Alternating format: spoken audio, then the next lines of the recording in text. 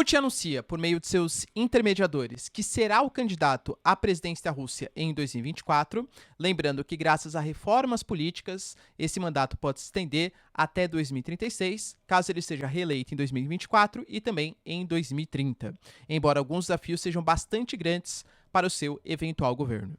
A gente tem também, pessoal, notícias importantes acerca de uma pressão de Estados Unidos e Europa em cima do Zelensky, pedindo para que ele comece algum tipo de negociação com os russos, mas o Zelensky já deixa bem claro que não abre mão, para princípio de negociação, de recuperar todos os territórios que foram invadidos da Rússia. Só que isso pode trazer algumas consequências graves, como, por exemplo, falas de políticos importantes da França anunciando que não compactuarão com o movimento que sabe que vai ser derrotado e mesmo assim continua colocando a sua população em risco, segundo o político francês. Para finalizar, pessoal, falar um pouquinho também sobre a guerra entre Israel e Hamas, em que a gente tem graves ameaças sendo desferidas tanto pelo Irã, pela Síria, como também pelo chamado Eixo da Resistência, inclusive pedindo maiores explicações acerca dos ataques contra os direitos humanos promovidos por Israel, inclusive ataques a hospitais, e também sobre o programa nuclear israelense. E também, galera, Israel confirma que conseguiu dividir a faixa de Gaza em 2 territórios e, inclusive, a maior incursão desde o início da ofensiva israelense contra a faixa de Gaza começará dentro de 48 horas. Estados Unidos já deu recado. Irã e Hezbollah, se vocês interferirem, vai ter intervenção militar. Se vocês querem entender um pouco mais sobre esses assuntos, e muito mais também sobre geografia, geopolítica, atualidades, política, polêmicas, enfim, tudo para você se manter sempre bem atualizado, já se inscreve no canal, deixa seu like, compartilha esse vídeo, que o professor Cardo conto muito com a sua ajuda. Belezinha? Pessoal, para quem não me segue no Instagram, hein? Segue lá, @prof_Ricardo Marcílio. E também vota em mim no Prêmio Best. Estou concorrendo a maior influenciador da educação em 2023. E conto muito com o seu apoio para conseguir ganhar esse prêmio sensacional, maior prêmio da internet brasileira, pessoal. Uma honra para mim, tá? Então vota lá, que eu tô lá entre os top 3. Tamo junto? Então, bora lá pro vídeo que tem bastante coisa importante pra gente comentar.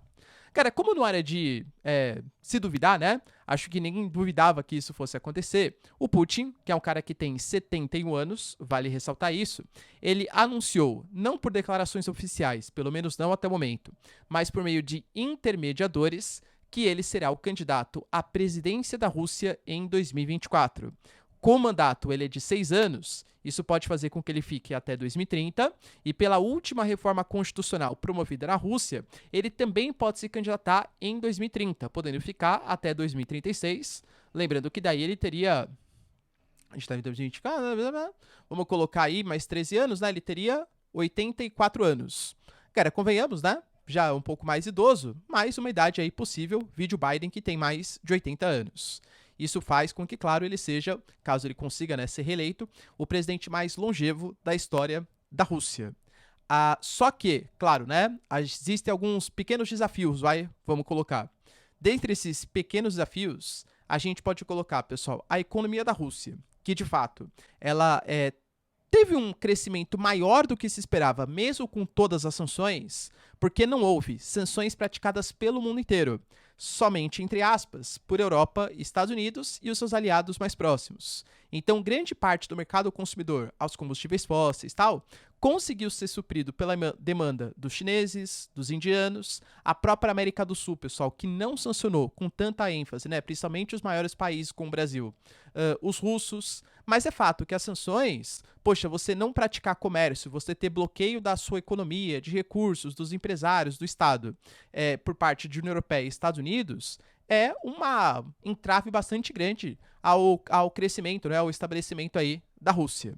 A gente não pode esquecer que a Rússia está em guerra. Isso representa perda de vidas humanas, altos gastos públicos. Cara, quanto mais se prolonga isso, o desgaste ele vai aumentando, mesmo frente à população civil. O Putin, ele se gaba de ter 80% de aprovação, segundo pesquisas internas. Professor, não sei se é confiável. Não mesmo, tá? Tô colocando aqui as informações que o Putin repassa aí para a comunidade internacional. Mas, mesmo assim, quanto mais tempo se prolonga, a tendência é que a resistência a essa guerra aumente bastante. A gente está falando, pessoal, de um país que recentemente passou por um dos maiores motins internos da história contemporânea, Querendo ou não, pessoal, o Prigozhin era um grande aliado do Putin e o motim do grupo Wagner desestabilizou a Rússia e eles chegaram a ficar a centenas de quilômetros do território onde estava o Putin. Teve a desmobilização, depois o grupo Wagner foi para Belarus, depois o Lukashenko conversou, enfim, com o Prigozhin, e o Prigozhin, de fato, até morreu, ou foi morto, né? Enfim, teorias aí que o avião dele teria sido derrubado ou por forças russas, forças ucranianas, enfim, né? Mas fato é, pessoal, que ocorreu um motim e o principal grupo mercenário que atuava sobre as ordens do Putin, não que ele não exista mais, ele ainda existe, tá? Mas ele está muito desmantelado em relação ao que já foi no passado. A gente não pode esquecer que o Putin, além de tudo, ele é considerado como um criminoso de guerra por grande parte da comunidade internacional, inclusive pelo Brasil e pela África do Sul, por exemplo. Brasil e África do Sul são signatários do TPI, do Estatuto de Roma, ou seja, considera o Putin como um criminoso de guerra pela legislação internacional. E isso pode comprometer as relações diplomáticas, visitas internacionais e essas coisas. Então, Putin vai ter alguns desafios, principalmente com a economia da Rússia, né? Mas ele pretende aí se colocar como o candidato à presidência, cara, e duvido, tá? Até pela perseguição aos opositores, pelo seu índice de popularidade, pelo menos o que é divulgado, que ele não seja o eleito o ano que vem. Outra coisa importante, a gente até comentou aqui no vídeo, teve uma declaração, pessoal, do chefe do comando da Ucrânia, que é conhecido como Valery Zaluzny, que ele deixou bem claro que, nesse momento, a contraofensiva ucraniana está estagnada e isso é motivo de preocupação. Ele fez questão, deixando bem claro, tá? De salientar que da mesma maneira que a Ucrânia não consegue fazer avanços, inclusive até comparou com a Primeira Guerra Mundial, falando que a dificuldade, né, de novas tecnologias impede um avanço mais significativo, ou seja, na prática o que ele está falando, tá? O Ocidente não repassou todas as tecnologias que deveriam ter sido repassadas a nós, pelo menos não em tempo hábil. Principalmente na desigualdade mais importante, que é a desigualdade do setor aéreo. A Rússia hoje, ela controla não só com seus caças, mas também com seus drones, principalmente, né? Os céus da região. E é muito difícil você conseguir avançar nesse momento. Agora é o período chuvoso, um baita lamaçal, dificuldade de tanques, blindados tal avançarem, complica ainda mais a situação ucraniana. Mas ele deixou bem claro que está estagnado e fala que até uma certa decepção. Ele falou que, segundo princípios da OTAN e dos próprios estudos da Ucrânia, a ideia era que em 4 meses, que é o quanto está durando a contraofensiva ucraniana, pelo menos anunciada aí mais forte, eles já teriam chegado até a Crimeia. O principal objetivo inicial era cortar ali a região de Kherson, né? Para chegar, galera, conseguir chegar até Mariupol. Já na região de Zaporizhia, né, e chegar até Mariupol. E, galera, chegando até Mariupol, ia cortar a conexão que existe de Donetsk, Lugansk e Rússia até a Crimeia, para ir partir para cima da Crimeia. O que conseguiu no máximo foi um avanço tímido em Robotine, de dezenas de quilômetros, galera, pouca coisa. E lembrando que a Rússia também não conseguiu avanços significativos. Tentou fazer avanço, por exemplo, em Avdiivka e foi constantemente derrotado. Ou seja, está no ponto de paralisação. Já que o comandante-chefe deu essas declarações, galera, convenhamos, né? Já existe uma certa pressão internacional em cima dos poucos resultados da contraofensiva e dos vários casos de corrupção da Ucrânia. Segundo o Zelensky, não foi ninguém que falou, tá? Foi o Zelensky em entrevista a uma emissora americana. Ele falou, olha, teve gente dos Estados Unidos e da Europa que veio até mim pedindo para que eu iniciasse algum tipo de proposta de cessar-fogo, algum acordo com os russos. Eu já deixei minha posição bem clara para essas lideranças ocidentais. Eu não negocio com terror, né? Não posso falar aqui no YouTube. Eu não negocio com esse tipo de gente. Não dá para confiar neles, segundo Zelensky. Ou seja, mesmo com pressão do Ocidente, etc., não vai ter nenhum tipo de negociação. Mas é fato, pessoal, que as próprias críticas públicas que o Zelensky fez ao seu comandante-chefe, segundo o próprio New York Times, tá? Mostrou um certo racha entre Estados Unidos, entre Ucrânia, né? Poder político e poderio militar. Ou seja, ter algum tipo de ruptura ou algum tipo de intermediação aí na comunicação. Não dá para esquecer que o Zelensky, inclusive, ele demitiu o chefe de operações especiais da própria Ucrânia. E, inclusive, ele garantiu que as declarações do seu comandante-chefe só facilitam a vida do agressor. Porque qual que é o medo? Poxa, se até o comandante-chefe está falando que a contraofensiva está paralisada, que as coisas estão difíceis, por que eu, país aqui ocidental, Alemanha, tal, que atravesso dificuldades econômicas, ou não estou nos meus melhores momentos econômicos, por que que eu apoiaria os ucranianos?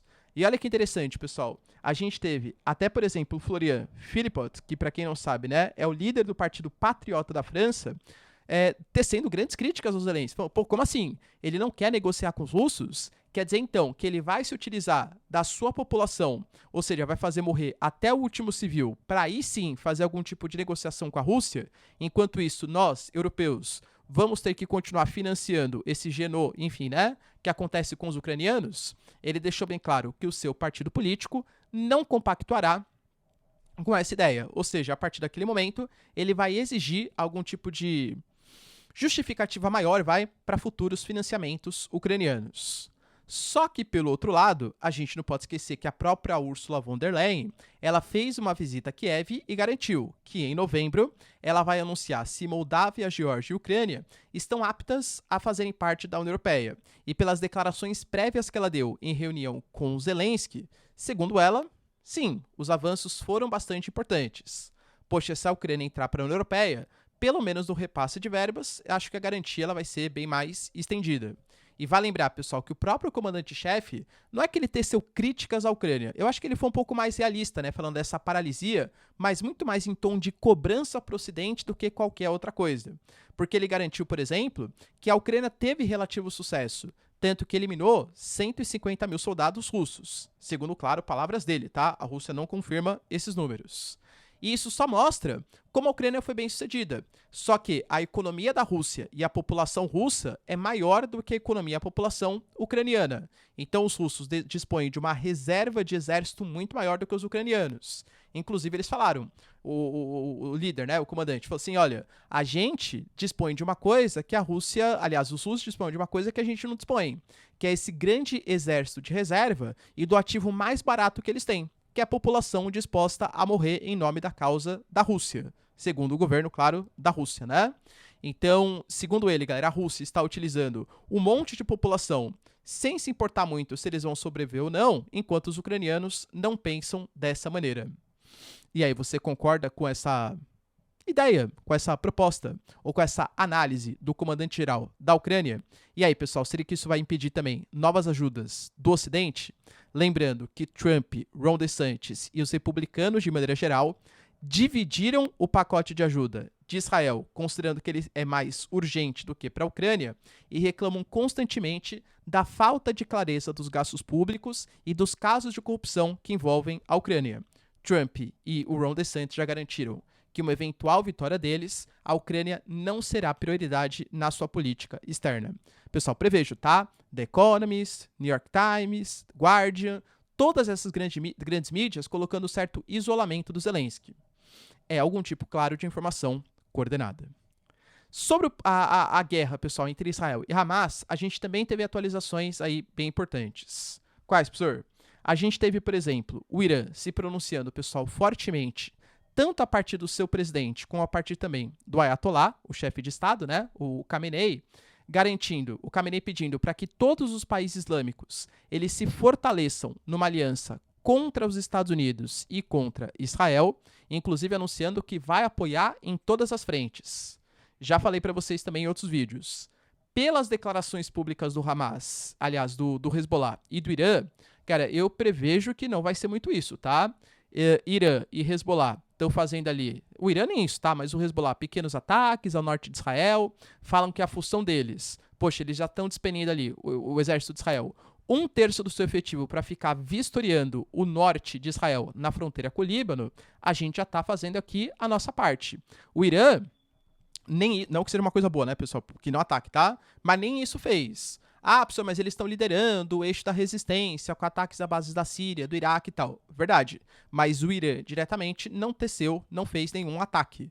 Tanto que a liderança do Hamas esteve em reunião com a liderança do Irã e não sabe muito bem o que foi discutido, mas especula que seja uma espécie de tom de cobrança em cima da falta de apoio dos iranianos. E a gente teve, pessoal, Raisi, presidente do Irã, garantindo que o conflito só vai aumentar. E é inevitável essas agressões continuarem. Mas, de novo, pessoal, muito papo e pouca prática.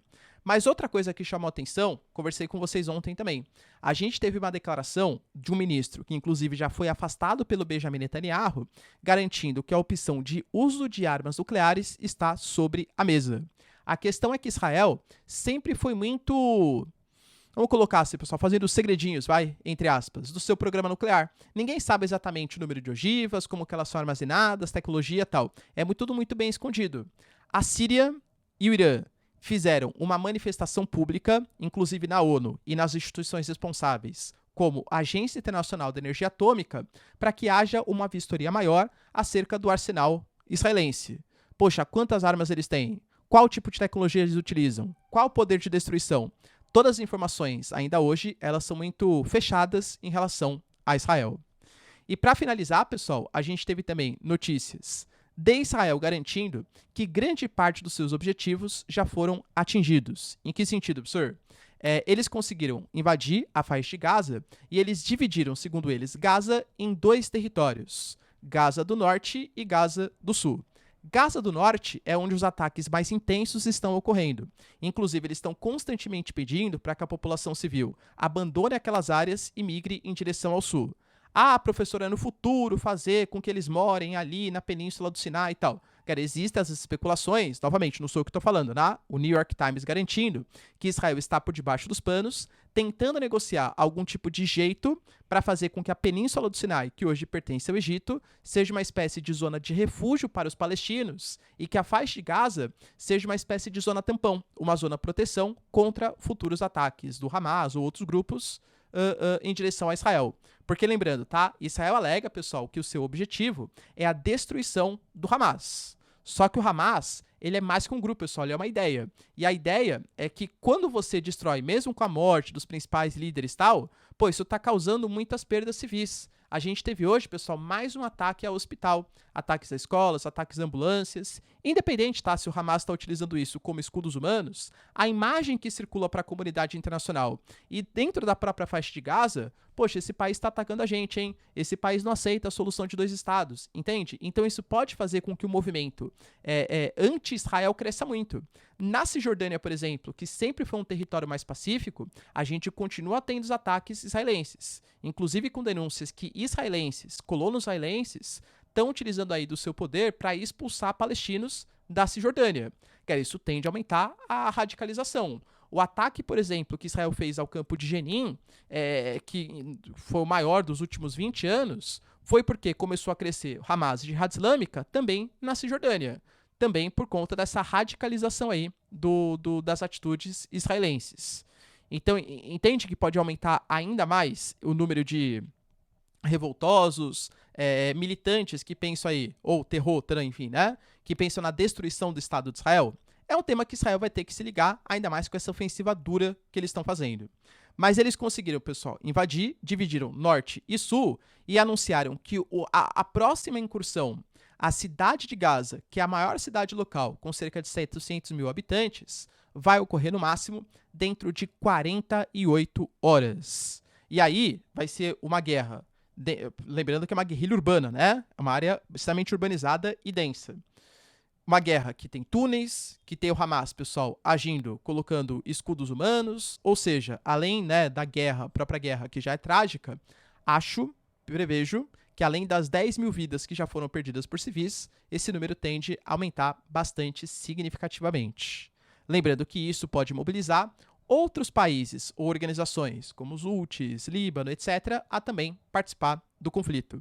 E lembrando, pessoal, que o próprio Antony Blinken, ele declarou uma certa preocupação em relação a isso. Ele pediu, por exemplo, uma pausa humanitária. O Egito, que é um país mais neutro na situação, também pediu uma pausa humanitária. Não um cessar-fogo, não é que eles estão defendendo o Hamas. Mas o Egito, por exemplo, defende que de 6 a 12 horas por dia Israel não faça ataques para a entrada de ajuda humanitária. O Benjamin Netanyahu falou que o cessar-fogo ou pausa humanitária só vai acontecer quando pelo menos o Hamas tirar todos os reféns israelenses que estão sobre a sua responsabilidade, entre aspas, no território da faixa de Gaza. A própria Turquia, o Antony Blinken, por exemplo, ele fez uma visita no Oriente Médio, se reuniu com lideranças da Arábia Saudita, da Jordânia, do Catar, do Egito, depois foi fazer uma visita A Cisjordânia se reuniu com Mahmoud Abbas, a liderança da ANP, inclusive garantiu, tá, que os Estados Unidos é favorável à criação do Estado palestino, fez uma visita em direção ao Iraque, se reuniu com o primeiro-ministro do Iraque, que inclusive hoje está se reunindo com lideranças do Irã, e inclusive suspeita-se, tá, que seja para mandar uma certa mensagem, já vou explicar qual mensagem é essa, mas o Antony Blinken está fazendo ali um tour do Oriente Médio. O cara visitou a Turquia que é membro da OTAN, a Turquia que tem ligações fortes com o Ocidente. O Erdogan nem foi receber o Antony Blinken. Ele foi em direção ao norte ali do país participar de outras atividades políticas. Ah, professor, mas não era obrigado. Não mesmo. Pô, mas no momento de tanta tensão em que um secretário dos Estados Unidos faz uma visita ao Oriente Médio, faz uma visita ao seu país, o presidente não ir recepcionar, óbvio que isso mostra um certo desdém da Turquia em relação à postura geopolítica aí dos Estados Unidos. Então, os ataques vão se fortalecer, os países mais neutros, entre aspas, na situação, estão ficando mais belicistas em relação a Israel, mas os Estados Unidos já deixou uma certa mensagem. O Irã, Hezbollah, especificamente esses dois grupos, tá? Vocês pensam em fazer uma intervenção quando Israel, nas próximas 48 horas, aumentar sua ofensiva na faixa de Gaza? Esqueçam isso, porque a gente vai fazer uma intervenção militar se tiver algum tipo de intervenção do Irã ou do Hezbollah no conflito. Vai lembrar que além das tropas, além dos dois porta-aviões deslocados do Mediterrâneo, a gente também tem os Estados Unidos deslocando o submarino nuclear da classe Ohio no Oriente Médio. Ou seja, mais uma ameaça em relação ao futuro ali da região, caso haja uma intervenção de Irã e Hezbollah. Por isso que eu falei, tá, pessoal? Não acho que o Irã ou o Hezbollah vai comprar uma briga, porque sabe que isso seria um conflito mundial internacional, então vai ficar muito mais no discurso. Eu diria, tá, que o Irã e o Hezbollah não têm capacidade nem de combater Israel sozinho, mas já representa uma ameaça significativa. O Irã está entre os 20 maiores exércitos do mundo, tá? Mas se tiver uma participação dos Estados Unidos, aí claro, né, que complica muito mais a situação para esses dois países e organizações. Beleza, pessoal? Deu para entender os principais acontecimentos? Se vocês curtiram o vídeo, então, ó, já deixa seu like, se inscreve no canal. Tamo junto, beijos, abraços e tchau, tchau.